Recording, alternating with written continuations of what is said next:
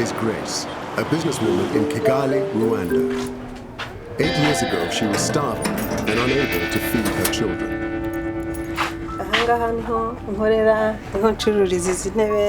Many of her family had been massacred in one of the worst genocides of the late 20th century. But today, thanks to an innovative program, life is good. She earns up to $200 a month from her furniture business and employs 11 people. Cy'ukwezi nshobora gukora nk'intebe 10 kandi zikagurwa mu kwezi zikagenda. Mbona rero ncuruza bikagenda nkishyura inzu hatera imbere nta kibazo. 100 miles away in Bujumbura, Burundi, Pauvreté is living her life scavenging on a rubbish dump. Ega n'ubundi ibintu bihari ni bibi ni byiza. Yego. Ubucafu buhari ni bwisi. Ahubwo ndahahebye ahubwo bizaba numva kabisa ku mutima niyuguruye neza. She has barely enough to feed her family. But Pauvreté is about to be given the chance to turn her life around. This is the story about a groundbreaking scheme that helps people in extreme poverty rebuild their lives in just 3 years. Once she's signed up, Pauvreté will be challenged in ways she's never been before. Wasubiramo guharura na kugira ngo uzawemere ko twakoresheje amahera ngana guke harura neza. To achieve dreams she never thought possible. But will Pauvreté and the other recruits to the scheme have what it takes to succeed?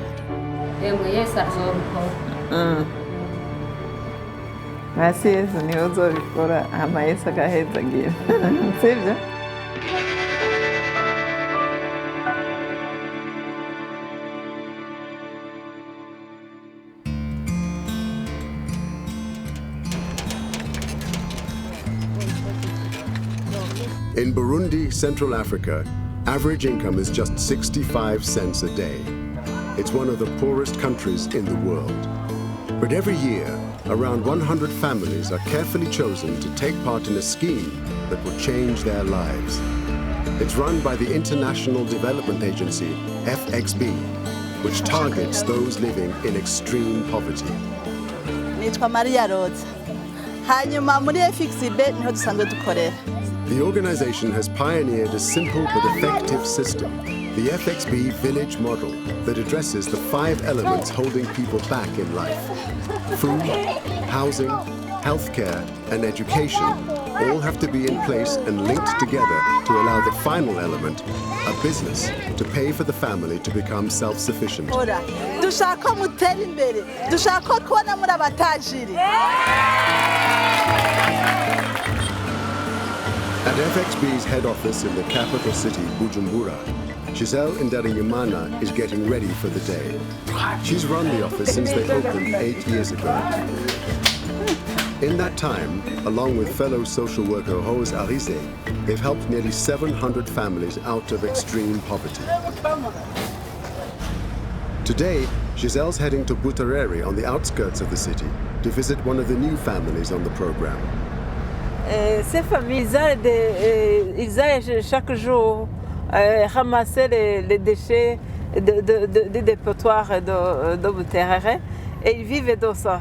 Et nous avons aussi peur qu'ils peuvent attraper beaucoup de maladies parce que ce sont des aliments qui sont très pourris.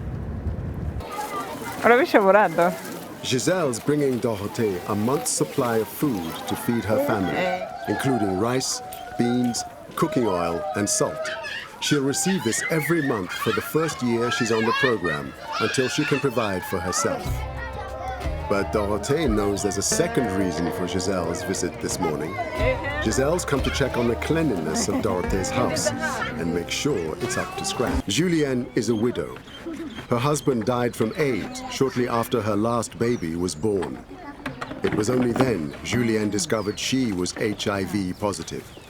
She now looks after her 11 children on her own. Julienne is typical of many of the families FXB helps. Like first-timer Pauvreté, she's about to embark on a 3-year commitment that will see nearly every aspect of her life change.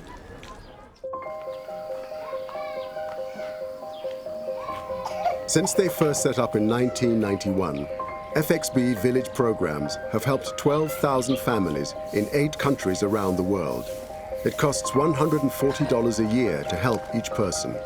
After 3 years, they will be able to look after themselves.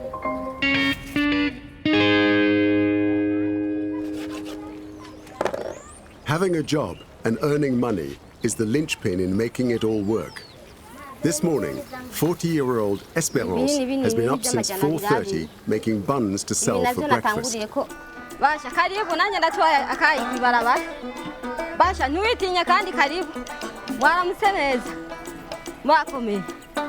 Espérance is now on antiretroviral drugs, which are keeping the HIV at bay.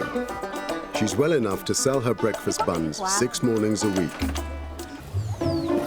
No visit escapes the house inspection, starting with the toilet.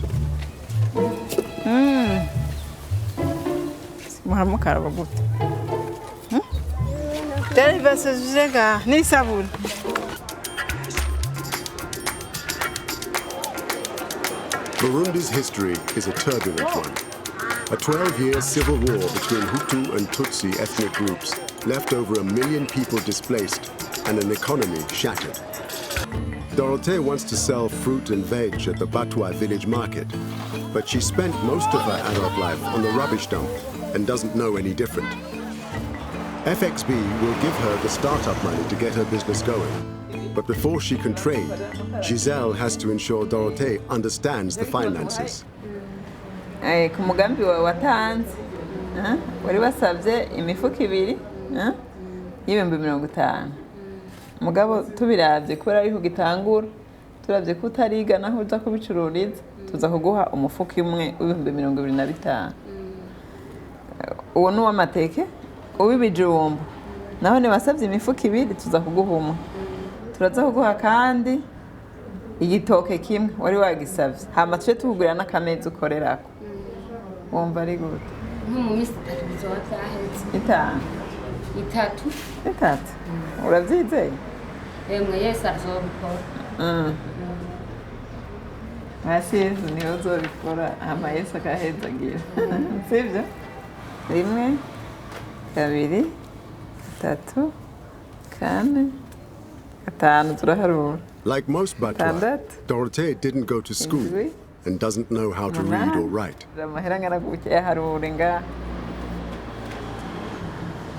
Dorothée is about to get her first maths lesson. Nanga.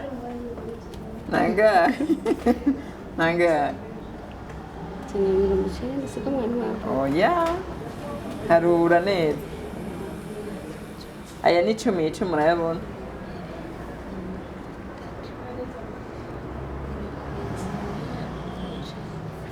Nanga. Aho ya ni 90 pani jana 90 twatugwaye 90. Mu nyuma tuzoza kuraba inyungu waronse kurahaya. Urazi ngene uzozuragarura guhaye 10,000. Ni wiyibuzo cuhoma. Inyungu nzashamje ndayandika ku gakaratasi kwawe. Urabizi kwandika? Umwana azanyandikira. Umwana wawe? Umwe yiga muri 6e. Wowe rero bisaba ko umenyera no kugarura. Ndabizi ntawo nshama. Sawa rero. Only a year ago, aspiring businesswoman Espérance was at the same point as Dorothée, new to FXB and about to start on her first business venture, making breakfast buns. Barampa umutahe amafaranga ashika ku 70,000. Natangura ndayaranguza ifu y'ingano, ndateka ibitumbura, nungutse ndagenda ndakotesha umurima, ndawurima, nimbuye ndaronka amafaranga ashika ku 150. Ntangura rero kuja kurangura bino bitenge. Mu kuja kubirangura ndabirangura turi udupande pande, babona akana gapande gagira kari hano ni keza. Yo Mengo sinokagurisha no kiyambarira ko ari keza gose.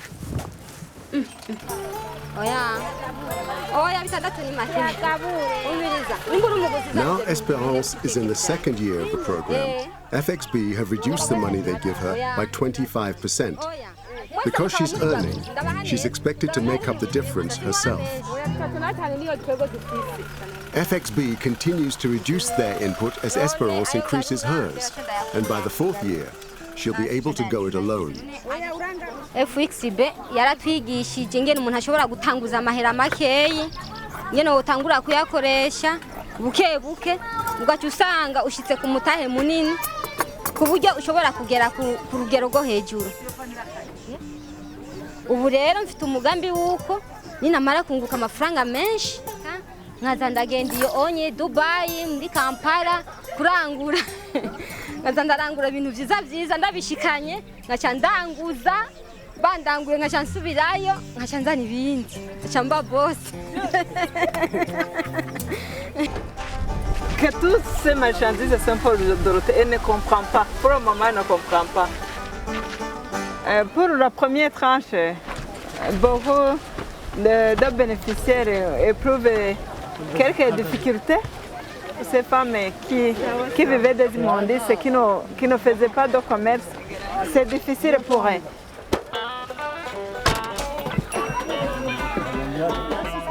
For Giselle, this is just the beginning.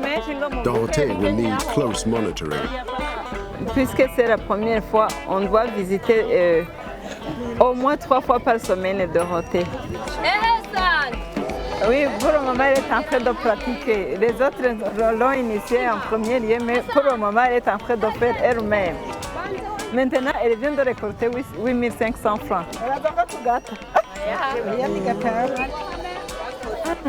Dorothée is not unusual in her lack of education. Half the women in Burundi are unable to read or write, and over 60% of children don't make it past primary school.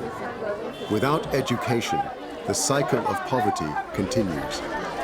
The cost of the books and uniforms is often what holds children back. So FXB makes sure that every child on their program receives these. Il y a le cartable, les cahiers, la boîte mathématicale, la latte et les stylos. Et ça reste là l'uniforme scolaire et là l'enfant va étudier sans problème. Le kit scolaire sera compris.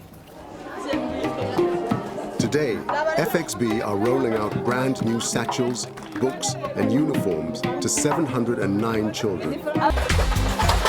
Nubwo FXB yodusezerera abana bakazoronka ikaye, abana bakazoronka uniforme nziza, abana bakazoronka ibirato bimeze neza, nanje nkambara neza, twese ugasanga tubayeho neza. With thousands of deserving cases, FXB only has the resources to help a fraction of them. Je me sens très mal parce que maintenant il y a d'autres qui sont en train de solliciter l'aide de FXB, mais on ne peut pas faire autrement. Si on trouve d'autres bailleurs qui peuvent appuyer d'autres bénéficiaires, on peut sélectionner d'autres bénéficiaires. Nearly 90% of those who come through the FXB Village program go on to become fully independent and financially self-sufficient contributing members of society. It's a journey that successful businesswoman Grace understands only too well.